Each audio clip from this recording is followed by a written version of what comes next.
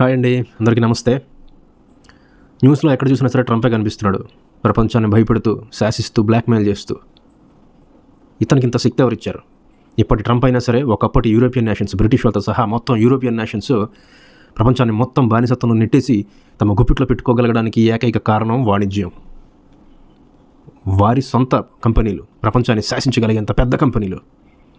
ఈ కంపెనీల ద్వారా ప్రపంచాన్ని మొత్తాన్ని తమ గుప్పిట్లో పెట్టుకుని శాసించగలిగే కొన్ని వందల ఏళ్ల పాటు. అదే సీన్ రిపీట్ అవబోతుందా అంటే చెప్పలేం, అయినా కావచ్చు. ఇలాంటి పరిస్థితుల్లో ప్రతి ఒక్క దేశం కొన్ని రంగాల్లో అయినా సరే తమ వంటు సొంత జైంట్ కంపెనీస్ని నెలకొల్పాల్సిన అవసరాలు ఉన్నాయి. ఇలాంటి పరిస్థితుల్లో మనకు చిన్న చిన్న అవసరాలు కూడా ప్రత్యామ్నాయాలు దొరకట్లేదు. ఇప్పటికిప్పుడు అమెరికన్ కంపెనీస్ మనం బాయ్కాట్ చేయగలమా అంటే అది దాదాపు అసాధ్యమే. ఎందుకంటే మనకి పెద్దగా ప్రత్యామ్నాయాలు లేవు. అంతెందుకు, మనకి బాగా ఇష్టమైన తెలుగు పుస్తకం కొనుక్కోవాలంటే అమెజాన్ని మించిన ప్రత్యామ్నాయమే లేదు. కొత్తవి పాతవి అన్నీ కలిపి తెలుగు పుస్తకాలన్నింటినీ ఒక చోట అందించే ఒక తెలుగు ప్లాట్ఫామ్ లేకపోవడం అనేది ఇప్పటివరకు ఆశ్చర్యకరమే.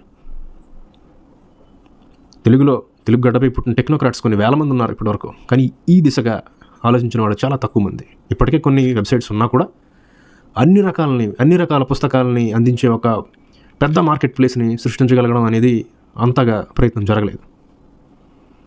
ఇలాంటి సమయంలో ఒక కంపెనీ నాకు కంటపడింది. మన తెలుగు వాళ్ళే ప్రారంభించిన, మన తెలుగు పేరుతో ప్రారంభమైన ఒక కంపెనీలో, ఒక వెబ్సైట్లో అన్ని రకాల పుస్తకాలని అందుబాటులో ఉంచే ఒక ప్రయత్నం ప్రారంభమైంది. ఇప్పటికీ కొన్ని పుస్తకాలు అందులో ఉన్నాయి. ఇంకా రకరకాల వర్గాల, రకరకాల పాతవి కొత్తవి మేళవింపుగా చాలా పుస్తకాలను అందుబాటులో ఉంచేందుకు ఒక ప్రయత్నం అయితే మొదలైంది. ఆ అందమైన కంపెనీ పేరు అటకపై వెతుకుదామా అనే ఒక క్యాప్షన్తో మన ముందుకు రాబోతుంది.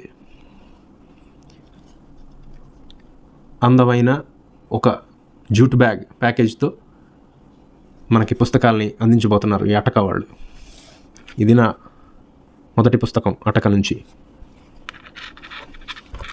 అమెజానా అటక అంటే ఈసారి నా ఓటు అటకకే పడబోతుంది. ఒక విచిత్రం ఏంటంటే అమెజాన్ కూడా పుస్తకాలని అందించే కంపెనీగానే మొదలైంది మొదట్లో. చూద్దాం ఈ అటక కూడా ఏ స్థాయికి ఎదుగుతుందో.